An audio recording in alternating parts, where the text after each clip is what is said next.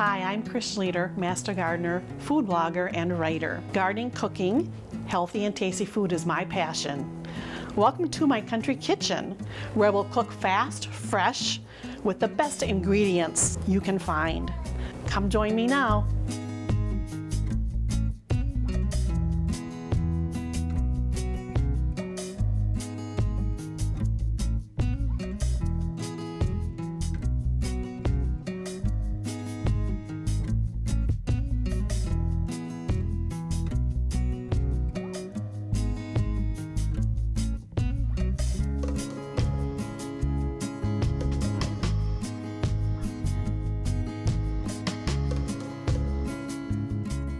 A garden just isn't complete without potatoes. And today it's all about potatoes, but not just regular mashed potatoes, a lot more than that. So here's a few potatoes from my garden. So I'm going to show you the kinds that I grew this year. I grew Kennebecks, and I grew Pontiacs, and I also have some fingerlings here. And I also have Yukon Gold. Now all of these are really good for all kinds of versatile dishes. The Yukon Gold is really a good versatile potato. The inside has a yellow flesh, and the Kennebec has more of a whiter flesh. And the red one really stores very well, so that's why I like to plant my red potatoes. When you dig up a potato hill, you're going to get big ones, and you're going to get little potatoes. These little potatoes are great, just putting them all together in a pan and then just roasting them in the oven with olive oil and salt and pepper.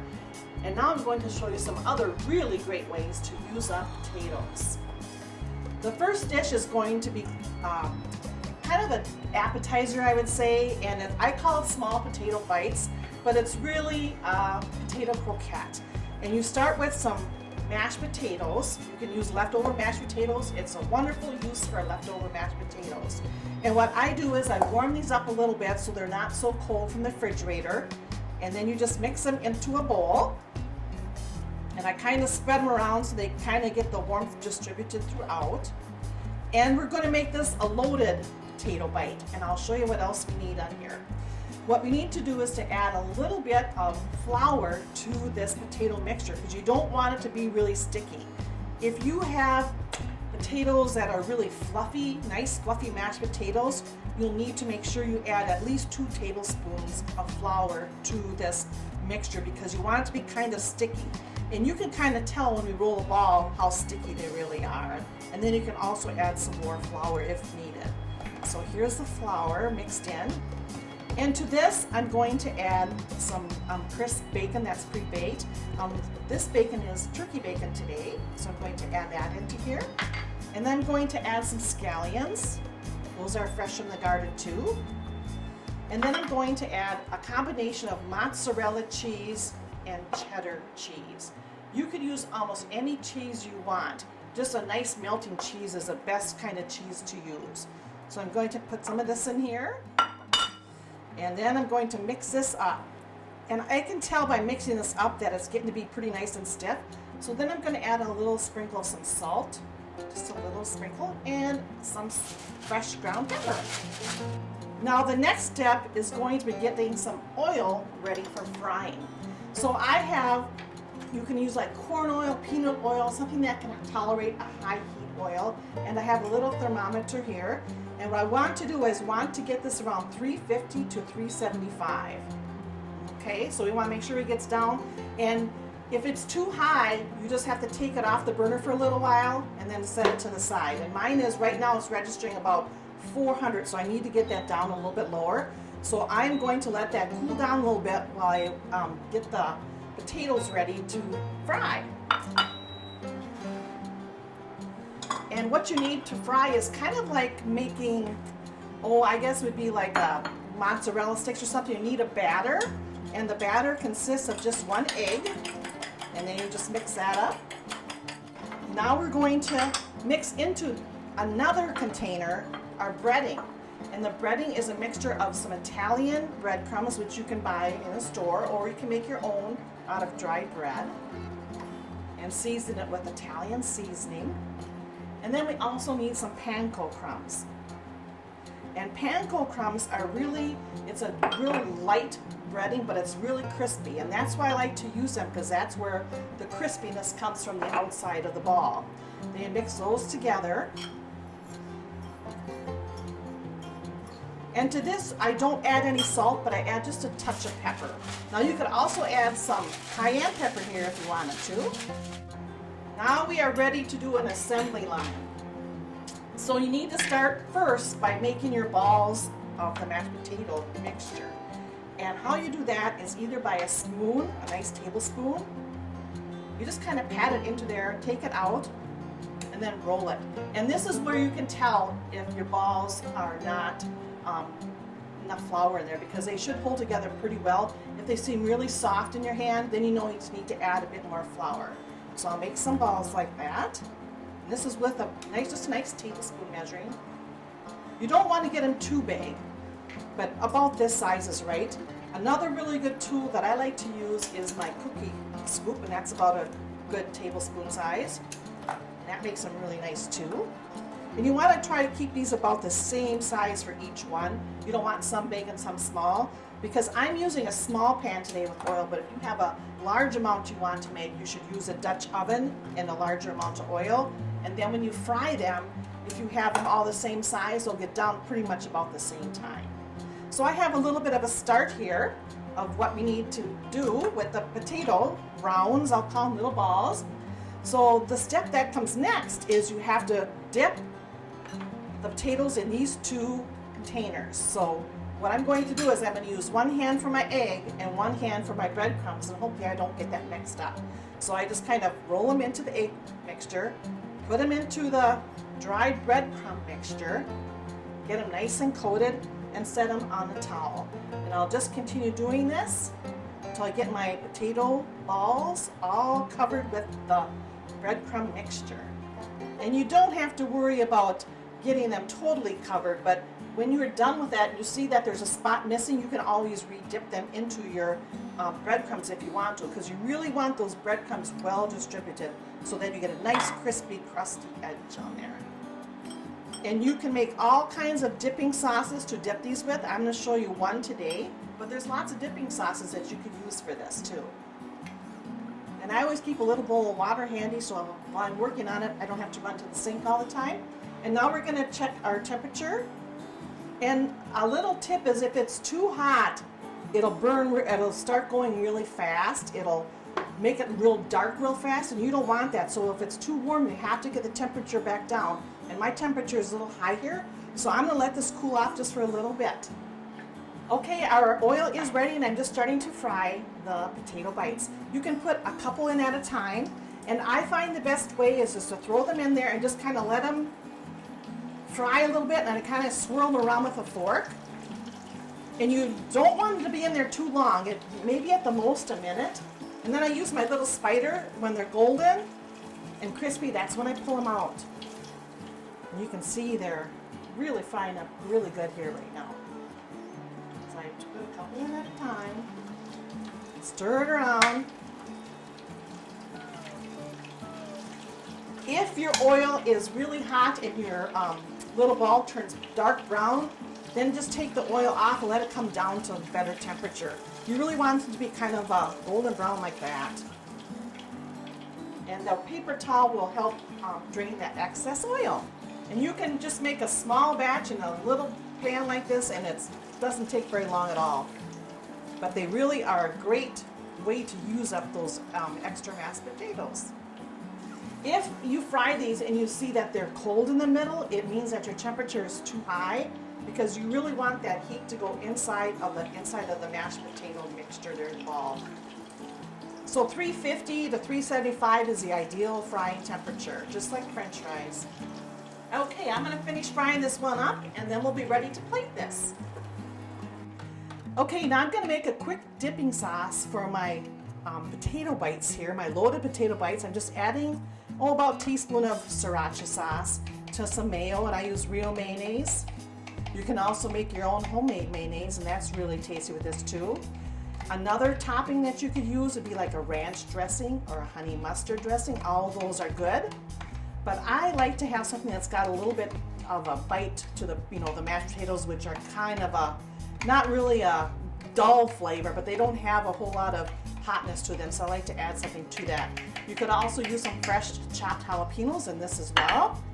And then I just add some scallions to this, and then I'll put the remaining balls that I have fried on here, and then all you have to do is just take a dip, and there's your potato bite.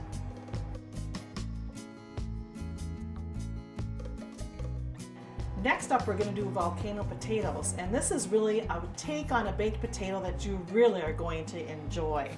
What you need to do is get some nice, good sized baking potatoes, about fist size or larger, not too much bigger than this, and then all you have to do is just get some olive oil, brush that onto your potato, and preheat your oven to about 400. So by the time you get all your potatoes salted and oiled, your temperature should be ready. Then I use sea salt on the outside of the potato, generously salt it. And you do that with all your potatoes until you have them in your dish, and then you put them in the oven at, as I said, 400 for about 35 minutes or less until this is nice and tender. And how you can tell is you just you just put the fork or knife right into your potato, and if it's nice and tender and the outside is crispy, it is ready to proceed with the recipe. So I just took the potatoes out of the oven, and I'm going to show you how I scoop them out to make a little shell. And you can see these are kind of crispy. They're still a little hot, but they're crispy enough that I can fill them up. So how you do this is you take a potato and cut the center hole in here, and then I take a melon baller and I just put it inside of a ricer, or if you don't have a ricer, you could just use a good potato masher. But make sure you do not get down too far into the skin so that you cut a hole in the bottom, because otherwise all your potato mixture is gonna mush out. So that's what's nice about the scooper. You can reach in and get into the corners of it. There, okay. And now I'm gonna push it through the ricer. And you just squeeze it right through. And I'm going to do the same process with the other potato. And you just keep doing till all your potatoes are in the ricer and mashed. So let's do one more so you can watch that again. Now you are going to set these up so you could make it upright too.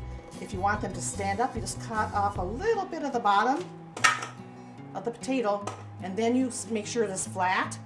And then you're going to go ahead and cut a hole in here. Again, a nice size hole.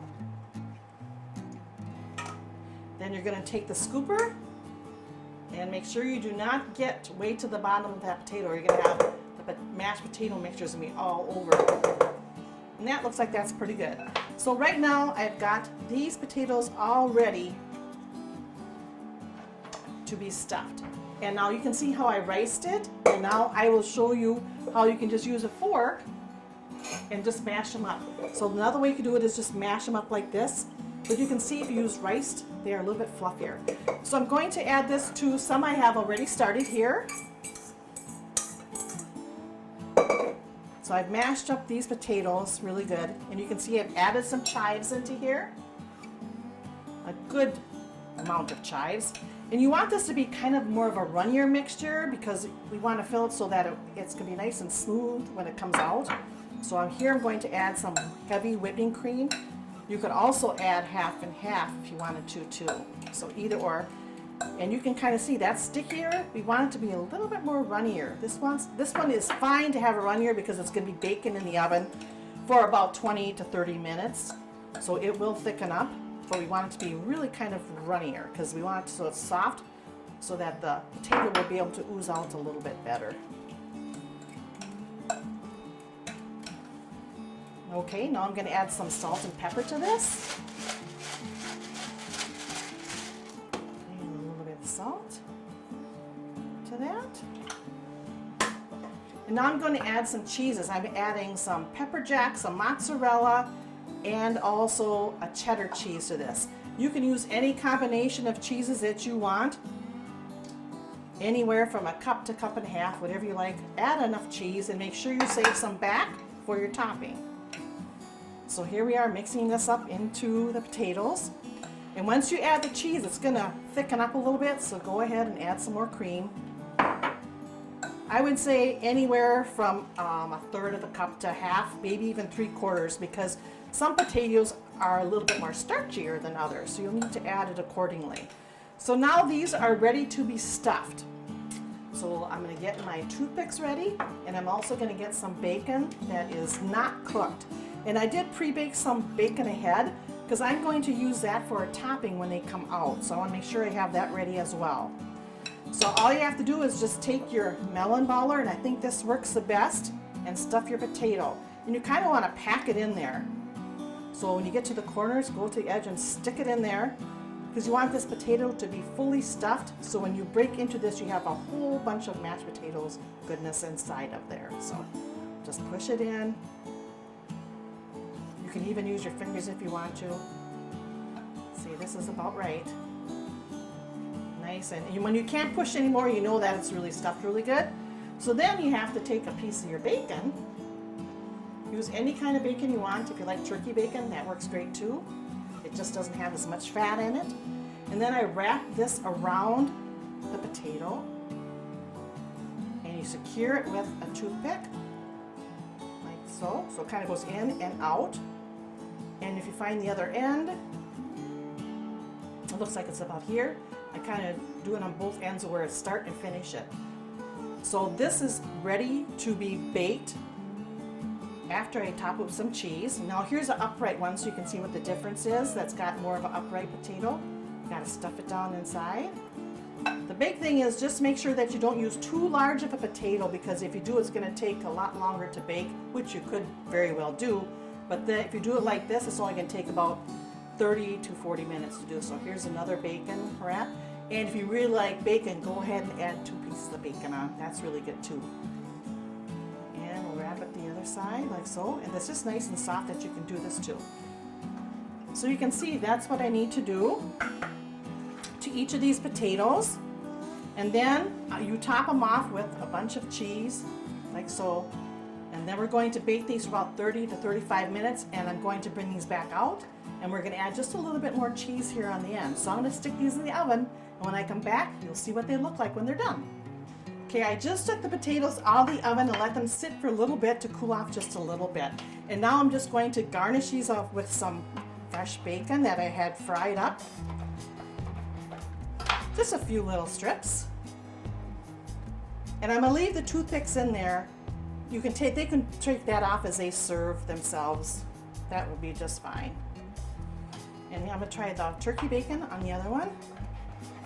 And then I'm going to add some fresh chives to the top. Now when you take these out of the oven, you'll see here, this is why they call it the volcano potato. It oozes out. It oozes out so you get a nice mashed potato. See, like that?